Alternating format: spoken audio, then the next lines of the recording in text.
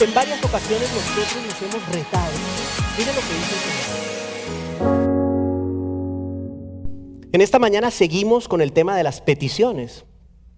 Y en el mensaje de esta mañana, el apóstol Juan se va a enfocar en las oraciones por nuestros hermanos, las oraciones por los demás. La semana pasada fue básicamente orar por nosotros.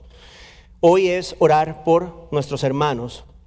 La intercesión que estamos llamados a hacer los unos por los otros. Quiero decirles que la iglesia es mucho más, no es un club social. Aquí no venimos a reunirnos por reunirnos.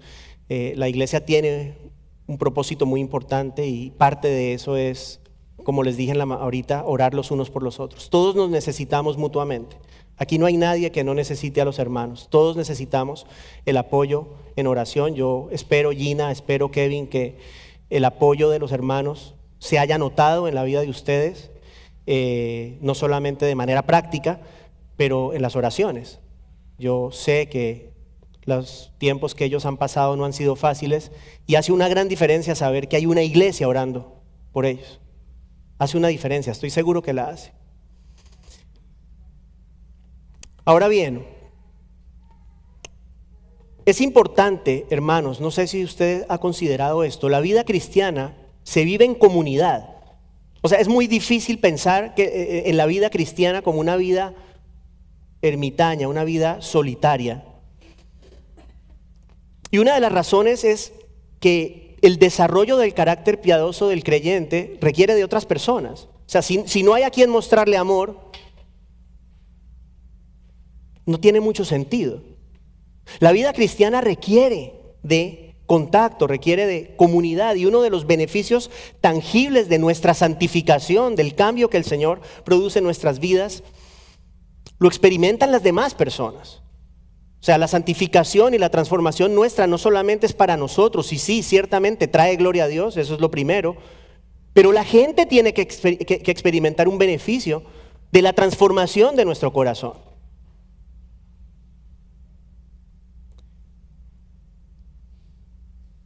Nuestro crecimiento en semejanza a Cristo trae gloria a Dios y trae beneficio a nuestro prójimo. Cuando nosotros somos santificados cada vez más según la imagen de Cristo, somos esposos diferentes, esposas diferentes, amigos diferentes, personas distintas. Y la idea es que las personas, nuestro prójimo, ellos se beneficien de el cambio que el Señor ha hecho en nuestras vidas. Habiendo dicho eso, ahora vamos al otro lado y tiene que ver con nuestro pecado.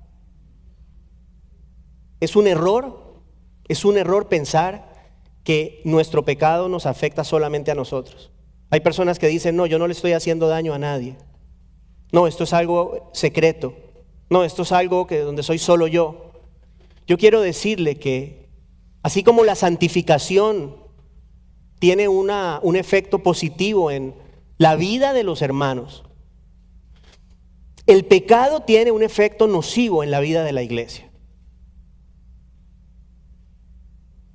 Y resumiendo lo que acabamos de decir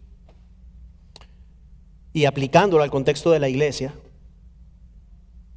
debemos entender que nuestra vida tiene un efecto en todos los hermanos. Y piénsalo de esta manera, usted quizás recordará que el apóstol Pablo presentó una analogía con respecto a la iglesia y el cuerpo humano.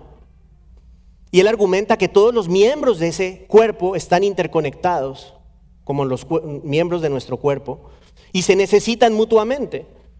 Tenemos que entender que los creyentes somos un solo cuerpo. Somos miembros del cuerpo de Cristo, Cristo es la cabeza y nosotros somos los miembros. Esa es la analogía del apóstol Pablo. Escuche lo que dice 1 Corintios 12:26. Dice Pablo, si un miembro sufre, todos los miembros sufren con él. Y si un miembro es honrado, todos los miembros se regocijan con él. O sea, yo quiero pensar, Gina, yo quiero pensar que en alguna medida esta iglesia ha sufrido contigo. Porque eso es la iglesia. Si no, no estamos haciendo nada. Nosotros nos necesitamos mutuamente para vivir la vida cristiana, nos necesitamos todos. Y una manera de apoyarnos en esa vida es orando los unos por los otros. En el contexto del pasaje de esta mañana, el apóstol Juan nos exhorta a orar los unos por los otros cuando alguno de los hermanos cae en algún tipo de pecado. Ese es el contexto del pasaje. Es en parte, no completamente, pero en parte a través de la oración que nosotros nos ayudamos para vivir vidas que sean agradables a Dios. Por eso repito, la vida cristiana no es una vida solitaria, no lo es. Vamos a considerar el capítulo 5, los versos 16 al 17 de Primera de Juan 5, versos 16 y 17. Por favor, pongámonos en pie para leer la palabra del Señor. Dice el Señor: si alguien ve a su hermano cometiendo un pecado que no lleva a la muerte, pedirá. Y por él Dios dará vida a los que cometen pecado que no lleva a la muerte. Hay un pecado que lleva a la muerte. Yo no digo que se deba pedir por ese. Toda injusticia es pecado, pero hay pecado que no lleva a la muerte. Es palabra de Dios, hermanos. Podemos sentarnos.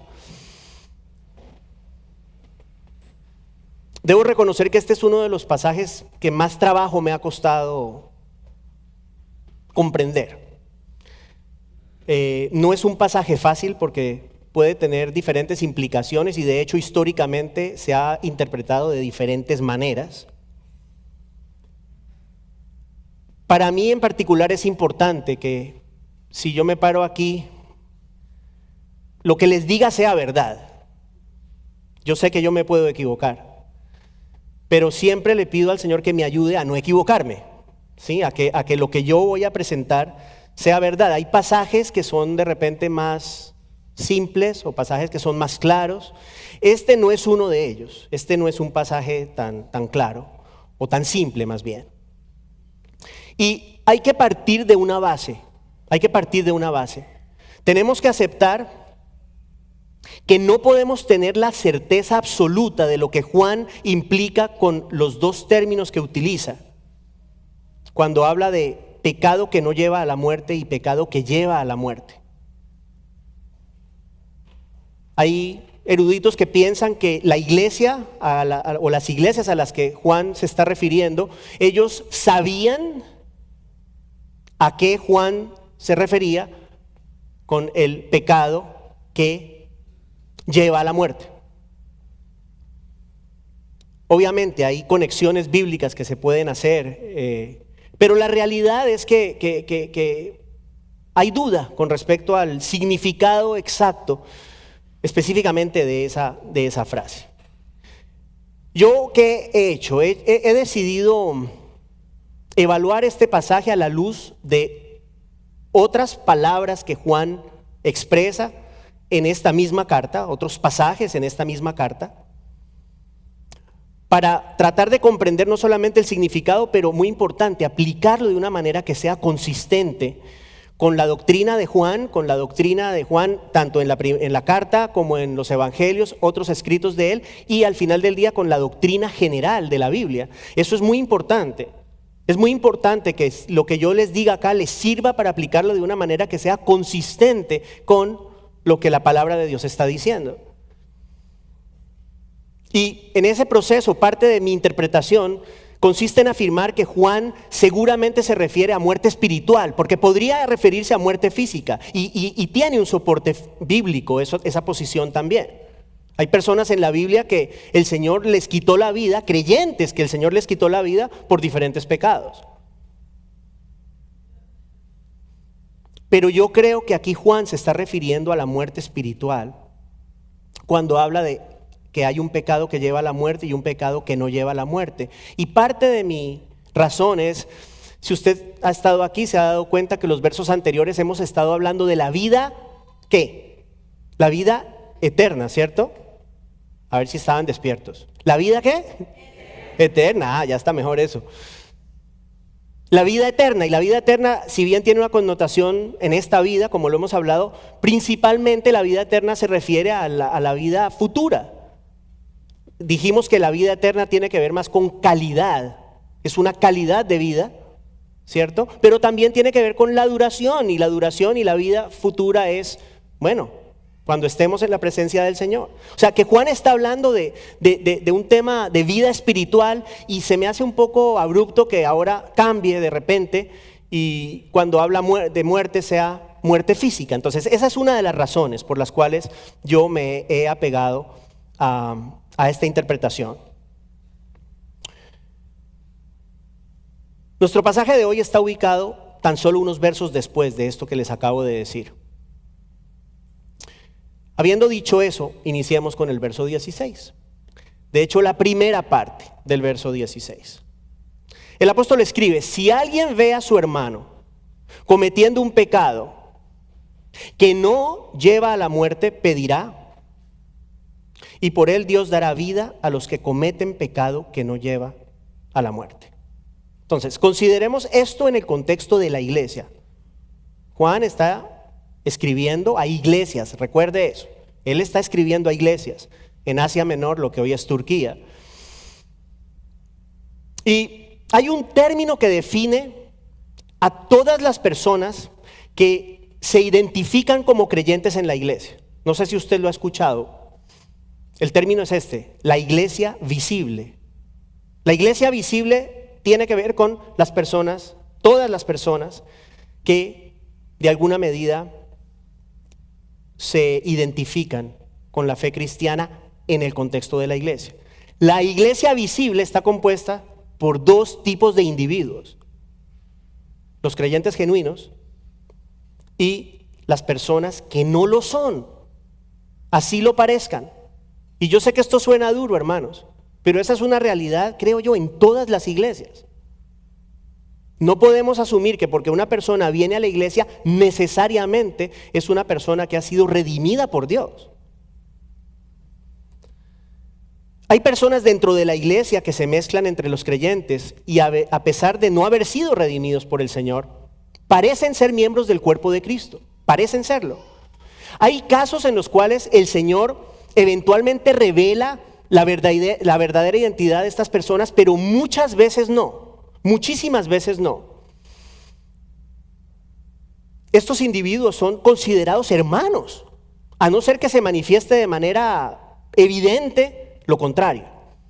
Entonces, les digo esto porque hay que tenerlo en cuenta, creo yo, para entender lo que Juan nos dice. El apóstol nos dice que si vemos nosotros a un hermano, utiliza la palabra hermano, y creo que en el contexto tiene que ver con hermano en Cristo, personas que creemos son nuestros hermanos en Cristo. Si vemos a un hermano cometiendo un pecado que no lleva a la muerte, debemos orar por él. Eso es lo que está diciendo. Entonces, si Juan está haciendo referencia a la muerte eterna, escúcheme esto es algo teológico, pero es muy fundamental y muy básico. Si Juan hace referencia a la muerte eterna, la realidad es que ningún pecado en la vida del verdadero creyente le llevará a la muerte, porque el creyente verdadero ya ha sido perdonado, ya ha sido redimido. En otras palabras, es imposible que un creyente de verdad cometa un pecado que le lleve a la muerte. La salvación del creyente está asegurada, no se le olvide eso. Hay personas que creen que no es así. Hay personas que creen que un día son salvas y al día siguiente hicieron algo y ya el Señor les dice no más. Y luego vuelven y se portan bien y entonces otra vez el Señor los recibe. No, no es así.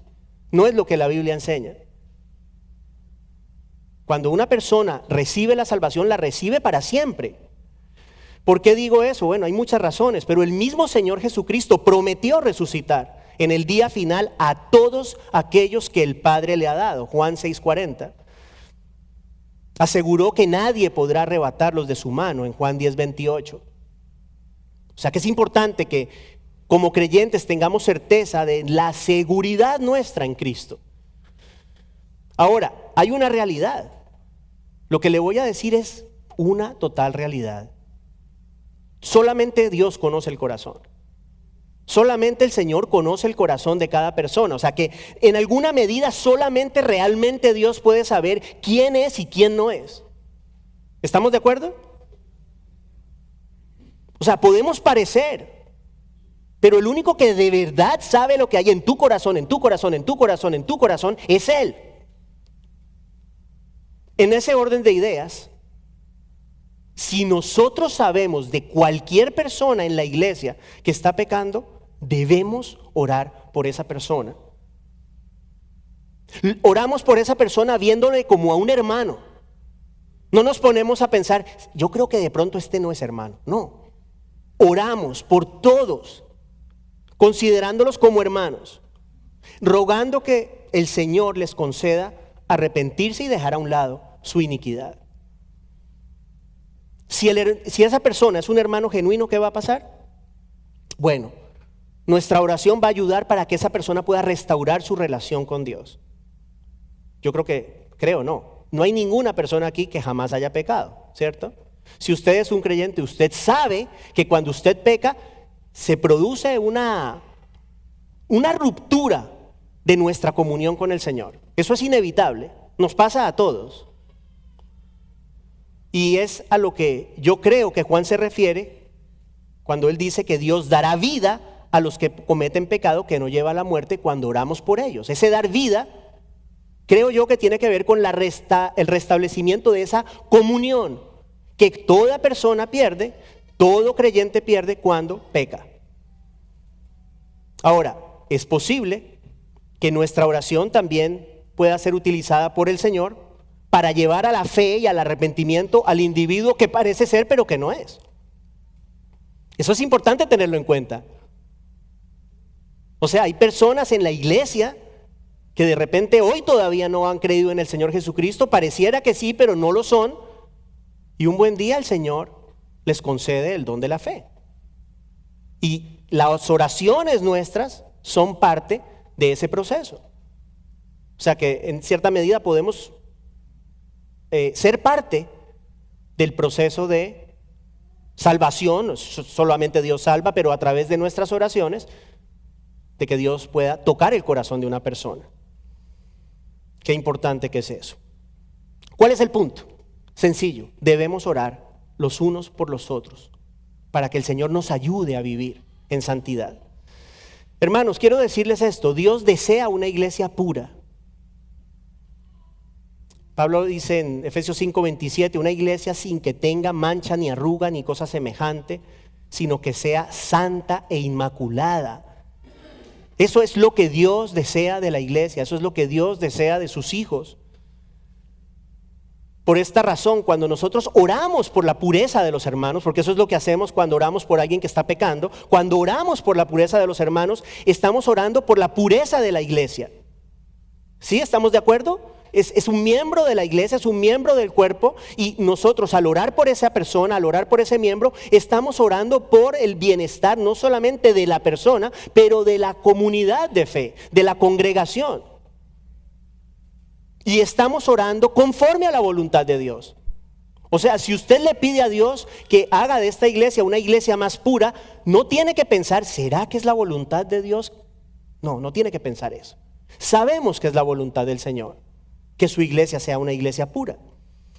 Y Pablo nos llama a los creyentes a perseverar en la oración por los demás hermanos. Escuche, Efesios 6:18, escrito para la iglesia de Éfeso, y una exhortación que es extensiva a nosotros. Escuche, con toda oración y súplica, oren en todo tiempo, dice, en el Espíritu, y así velen con toda perseverancia y súplica por todos los santos. A mí me encanta la pasión de Pablo. Él podría haber dicho, con oración, velen por todos los santos. Y el mensaje es el mismo, ¿cierto? Es el mismo mensaje. Oren por los santos, pero no. Con toda oración y súplica, oren, ¿cuándo? En todo tiempo, en el Espíritu, y así velen con toda perseverancia y súplica. Esa palabra súplica 2 veces. Por todos los hermanos. ¿Qué muestra eso? Eso muestra que hay un amor por los hermanos. Que si uno de nosotros está sufriendo, no simplemente, bueno, voy a orar, Señor, ayuda a esta persona, gracias. No, hay un dolor, hay una súplica, hay un deseo porque el Señor ayude a esa persona, que es un hermano nuestro, es un miembro de la iglesia del Señor Jesús. Debemos ser constantes en la oración por nuestros hermanos. Eso es lo que nos está enseñando el Señor hoy. Hermano, ¿ha fallado usted alguna vez? Ya, Paulita es la primera que dice, ajá. ¿Usted le ha fallado al Señor? Todos le hemos fallado al Señor. Y le fallamos de formas diversas. Y la iglesia, parte de la labor de la iglesia hacia nosotros es tener un efecto purificador. Quiero que entienda eso. Una iglesia de verdad no es un lugar para que la gente se entretenga, como lo hemos dicho otras veces. Eso no es una iglesia, hermanos. Eso es lo que hoy por hoy, a lo que hoy por hoy se le llama iglesia, pero eso no es la iglesia. La iglesia está llamada a purificar nuestras vidas, a tener un efecto purificador en nuestras vidas, y de hecho la palabra nos manda no solamente a orar por nuestros hermanos cuando pecan, pero también a confrontarlos con su pecado, buscando su arrepentimiento. Eso no se ve en las iglesias ya. Hermanos, si usted ve a un hermano que está pecando, quiero que sepa lo peor que usted puede hacer es ignorar eso. Es lo peor que se puede hacer. Ignorar. Eso es lo común. Lo común es ignorar. Porque la iglesia es débil cuando se trata de confrontar el pecado. Bueno, ya no es popular, ¿no? Hay que evitar la discusión. Hay que asegurarnos de que las personas de repente no se molesten, no se vayan. Y entonces dejamos de cumplir nuestra función como iglesia, que es la santificación y la edificación de los hermanos. Poco se ora para que Dios conceda arrepentimiento a quien está pecando, y muy poco se confronta a las personas que están cometiendo faltas. El Señor nos recuerda en esta mañana parte de ello. Nos recuerda en esta mañana que debemos orar cuando sabemos que alguno de nuestros hermanos está pecando. En lugar de ignorar, debemos orar. Al ignorar el pecado, piensen esto. Al ignorar el pecado de nuestros hermanos, estamos siendo complacientes con la iniquidad. Eso es lo que estamos haciendo. Estamos haciéndonos de la vista gorda, como se dice. Y en cierta medida creo yo que nos volvemos cómplices del pecado de nuestros hermanos si no hacemos nada al respecto. Porque Dios nos llama a hacer algo al respecto. Ahora, si por el contrario nosotros intercedemos ante el Señor por esa persona, por la restauración de nuestros hermanos, ¿qué dice el apóstol Juan en nuestro pasaje? Bueno, ya lo vimos, que Dios dará vida a esas personas. Dios restaura a esas personas. Dios permite que esas personas que están cometiendo algún pecado puedan rectificar su camino, y en rectificar su camino recibir nuevamente la comunión con Dios. Eso es muy importante. No podemos perder de vista que Dios desea una iglesia pura. ¿De quién es la iglesia? ¿Usted de quién cree que es la iglesia? Brevemente le voy a explicar esto, escuche, y es un pasaje muy especial. Está en Hechos 20:28, pero en Hechos 20:28 se clarifica, como también en otras escrituras, que la iglesia, dice la iglesia de Dios, que Él compró, esa es la palabra que usa, compró con su propia sangre. O sea que la iglesia es del Señor. Y Dios quiere una iglesia pura. Y no hay que saber mucho de matemáticas para entender que la pureza de la iglesia, ¿sí? La pureza de la iglesia es la sumatoria de la pureza de cada uno de nosotros. Esa es la pureza de esta iglesia.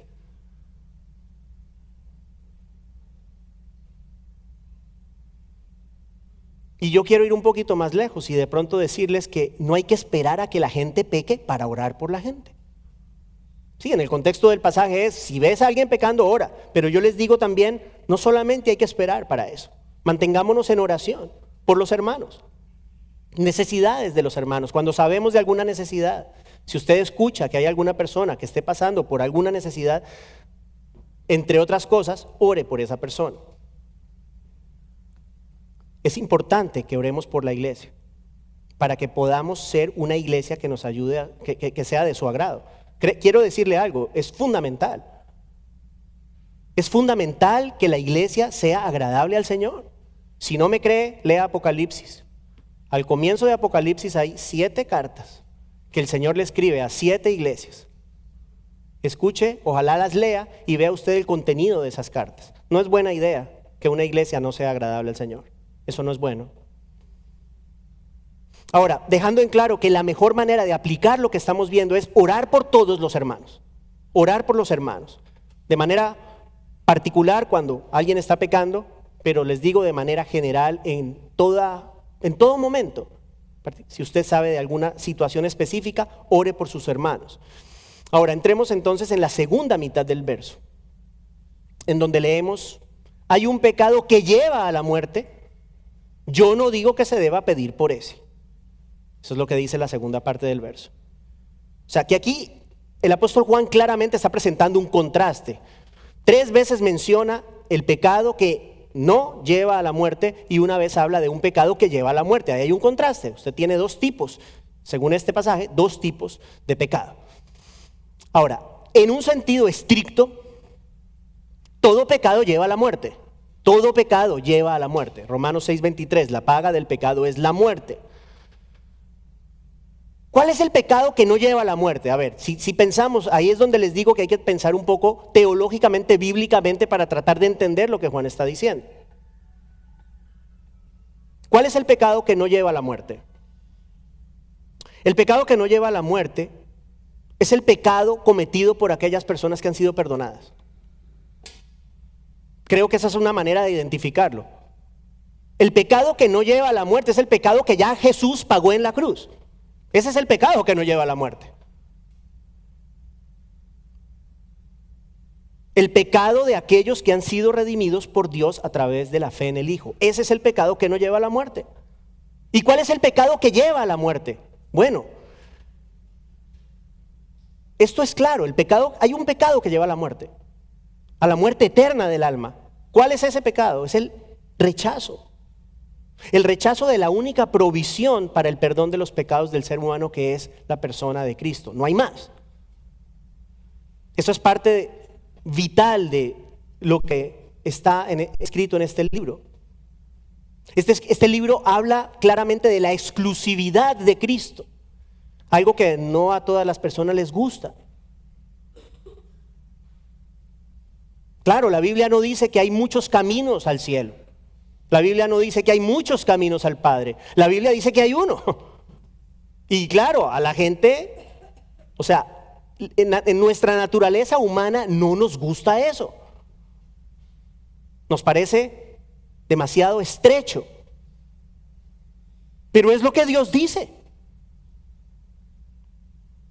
No hay otra forma. O sea, que el pecado que lleva a la muerte es el rechazo permanente y definitivo del testimonio que Dios ha dado acerca de su Hijo. Ese es el pecado que no tiene perdón. Qué duro, ¿ah? Qué tremendo esto. Ese es el pecado que no tiene perdón. Eso lo hemos hablado. El testimonio, ¿se acuerda que Juan está hablando del testimonio que Dios da acerca de su Hijo? ¿Quién da el testimonio? Bueno, lo da Dios a través de la persona del Espíritu Santo. ¿Por qué le digo eso? Porque la Biblia nos aclara que la palabra de Dios fue inspirada por Dios a través del Espíritu Santo. ¿Qué significa eso? Que si yo no creo lo que el Espíritu Santo dice, lo que estoy diciendo es, eres un mentiroso. Eso ya lo vimos hace un par de semanas. Y eso es una blasfemia contra el Espíritu Santo de Dios. Si esa blasfemia se mantiene hasta el momento de la muerte, hasta ahí se llegó, ya no hay esperanza. Eso es lo que el Señor nos dice.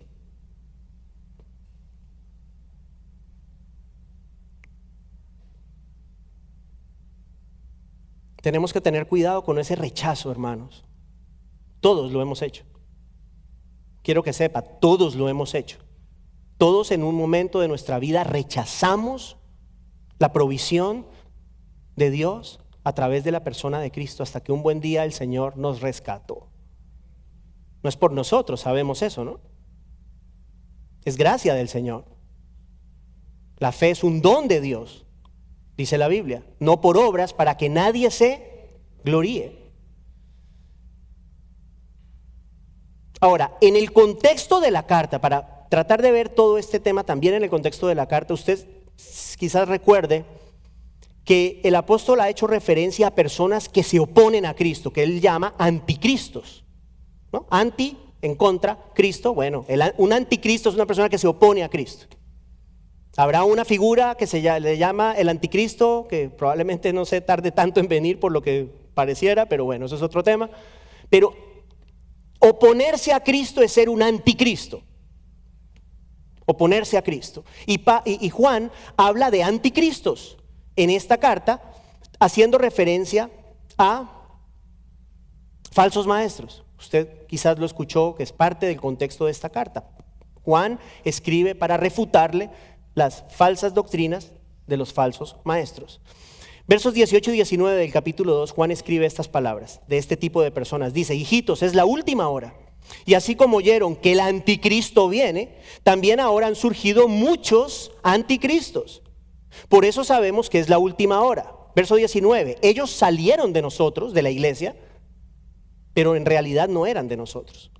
Porque si hubieran sido de nosotros, habrían permanecido con nosotros.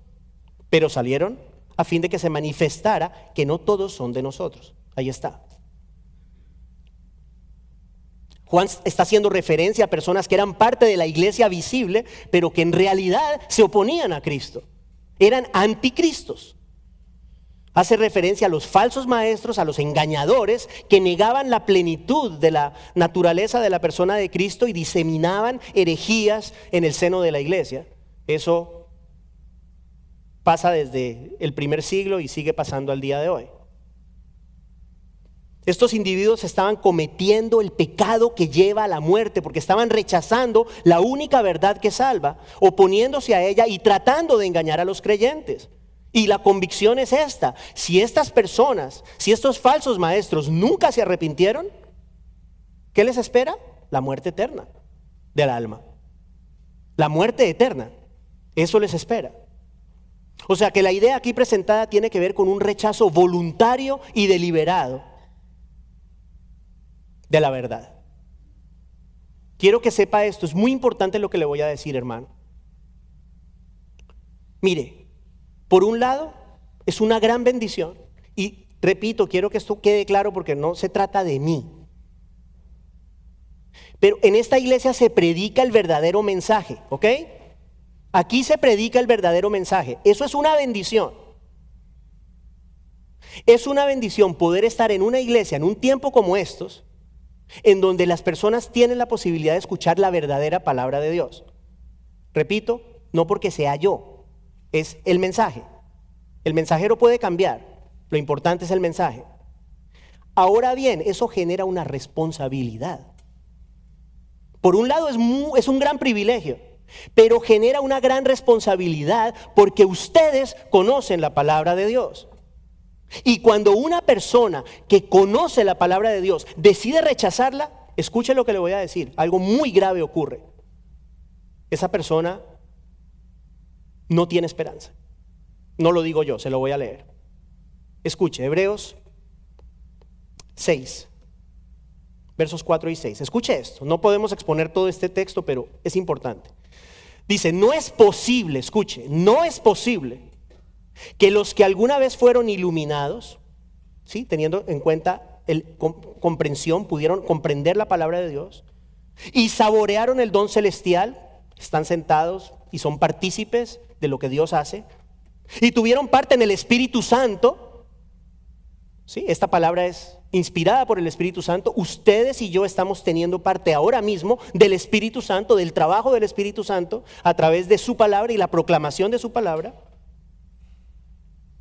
No es posible que los que alguna vez fueron iluminados y saborearon el don celestial y tuvieron parte en el Espíritu Santo y saborearon además la buena palabra de Dios y los poderes del mundo venidero, pero volvieron a caer, escuche esto, vuelvan también a ser renovados para arrepentimiento. Y ahora escuche lo que sigue. Eso sería volver a crucificar al Hijo de Dios para ellos mismos y exponerlo a la vergüenza pública. Qué duro esto. El Señor está diciendo, las personas que conocen, las personas que tienen la oportunidad de escuchar la palabra, de ser parte de lo que Dios hace y de repente deciden rechazar, el Señor dice, yo no voy a crucificar a mi hijo otra vez por ti. Eso es lo que dice. Es peligroso. O sea que sí genera una responsabilidad. No estamos jugando, hermanos. Genera una responsabilidad la palabra del Señor, conocerla. Es importante valorarla. Quiero dejar en claro que este pasaje no hace referencia a los creyentes, no puede hacer referencia a los creyentes. Repito, ¿por qué? Porque la salvación del creyente es un hecho, no hace referencia a los creyentes, hace referencia a personas que parecen ser pero no son. A personas que participan en todo, pero no son.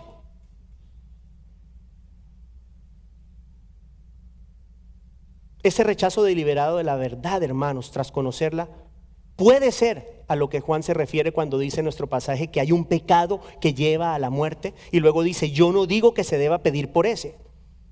Interesante. Juan aquí está dando, primero leía yo que es la única vez en toda la carta que se usa un pronombre personal, primera persona, yo. Él está dando aquí una opinión, él dice, yo no digo que se deba pedir por ese. ¿Y por qué podrá ser? Bueno, pareciera ser que la respuesta es porque Dios ya tomó una decisión con respecto a esas personas. Y esa oración es infructuosa. La idea, lo que yo entiendo, lo que yo percibo es que cuando el Señor ya dijo no más, es no más. No importa lo que uno ore, no importa lo que uno pida, el Señor ya decretó lo que decretó, no más. No voy a crucificar a mi hijo otra vez por ti. Eso es lo que yo entiendo. Ahora, en definitiva, el meollo del asunto aquí es que toda persona que muere en su incredulidad comete el pecado que lleva a la muerte. Esa es la conclusión. El pecado que lleva a la muerte es la incredulidad, que permanece hasta el fin. Mientras una persona está viva, yo se los dije el otro día, hay personas que dicen, yo no creo que Dios pueda perdonarme. Yo he hecho esto, yo he hecho lo otro. Hermanos, no existe un pecado que Dios no pueda perdonar. Se los dije hace unos días. No existe. El pecado que Él no perdona es cuando la persona rechaza a Jesucristo hasta el final de su vida, se muere rechazando a Jesucristo, ahí no hay nada que hacer.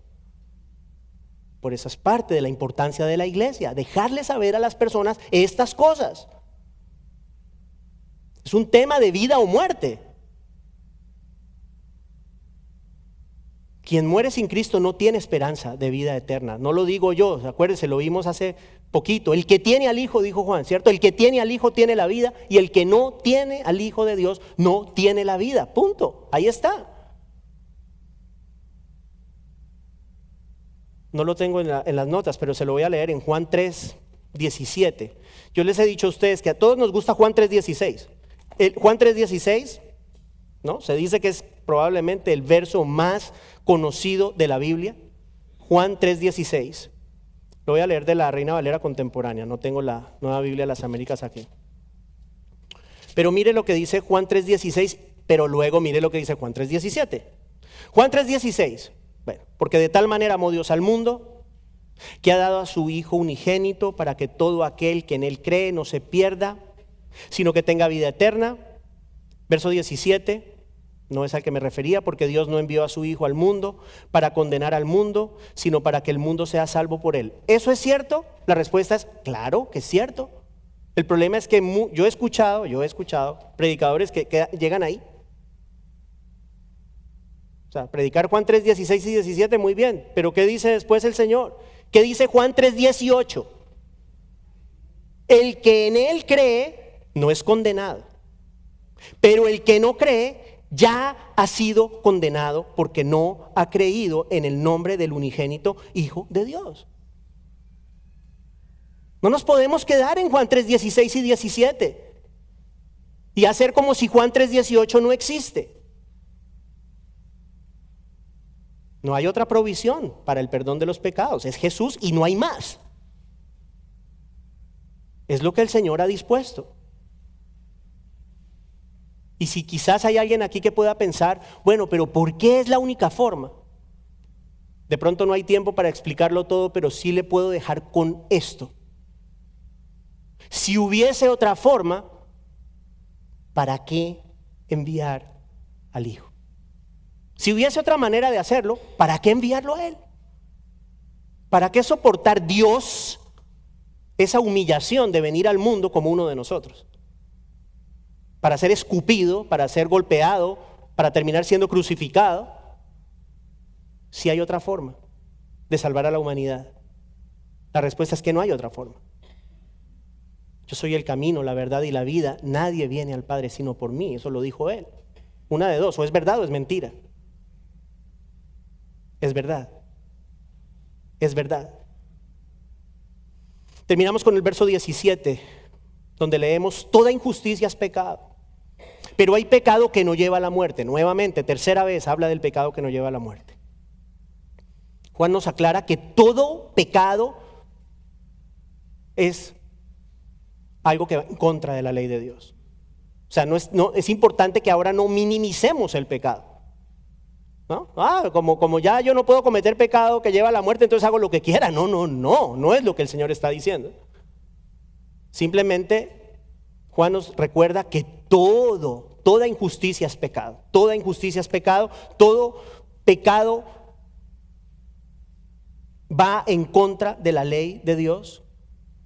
Y nosotros los cristianos no estamos exentos de pecar.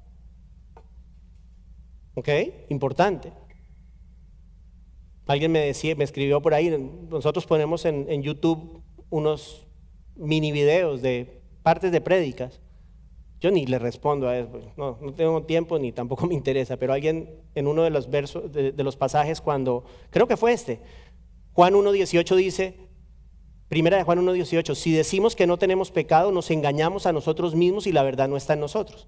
Hicimos la distinción entre cometer pecados o vivir en un patrón constante de pecado.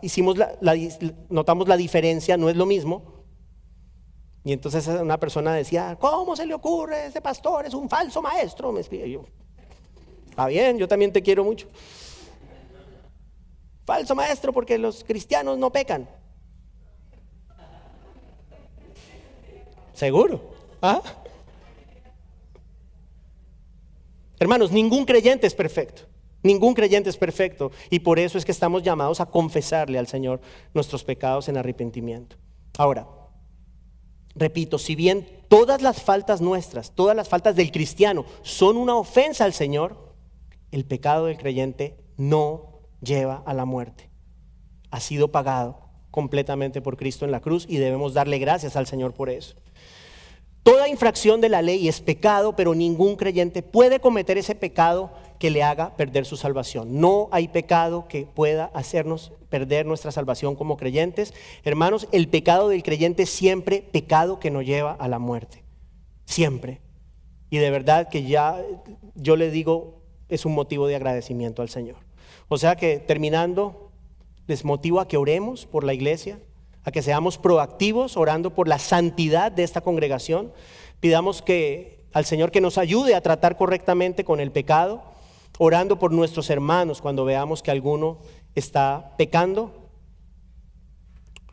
Y por último, también es importante, no es parte del mensaje, pero es importante que no olvidemos la importancia de confrontar a nuestros hermanos, confrontar a nuestros hermanos con su pecado en búsqueda de arrepentimiento. Eso es lo que se busca. Habrá casos en los cuales de repente usted se entera de alguien, usted se entera que hay algún hermano que está haciendo algo que usted sabe que es indebido, usted tiene de repente alguna relación con esa persona, quizás usted es la persona llamada a ir a esa persona y decirle: mira, fulanito, esto que estás haciendo, ten cuidado con eso, tú sabes que eso no es agradable al Señor, o sea, lo que el Señor le ponga en el corazón, pero es importante hacerlo. Habrá casos en los cuales de repente la persona llamada a hacer ese trabajo seré yo, y es parte de lo que hay que hacer. Es parte de la labor de la iglesia ayudarnos todos a caminar conforme a la voluntad del Señor. O sea que los motivo a que unamos nuestras fuerzas, hermanos, para hacer de esta iglesia una iglesia que refleje el carácter del Señor Jesucristo cada vez más. Oremos. Padre, damos gracias a ti en el nombre de Jesús por tu palabra, por el privilegio, Señor, de ser parte de tu iglesia. Gracias porque sabemos, Señor, que no existe ningún pecado que pueda apartarnos de ti. Nada nos separará de tu amor, como dice tu palabra, y oramos que nos ayudes a ser una iglesia cada vez más santa. Te pedimos que obres en nuestros corazones, Señor, y conformes nuestras vidas cada vez más según la imagen de Cristo. Pedimos que tú trabajes en nosotros y en medio de nosotros. Y Señor, que esta iglesia sea una iglesia fiel a ti, agradable a ti. Que el día que tengamos que dar cuenta de nuestras vidas personales y de la vida de esta iglesia, no haya, Señor, ningún tipo de vergüenza en nosotros. Te damos gracias por lo que haces y te pedimos que nos ayudes a permanecer siempre en ti, en el nombre de Jesús. Amén.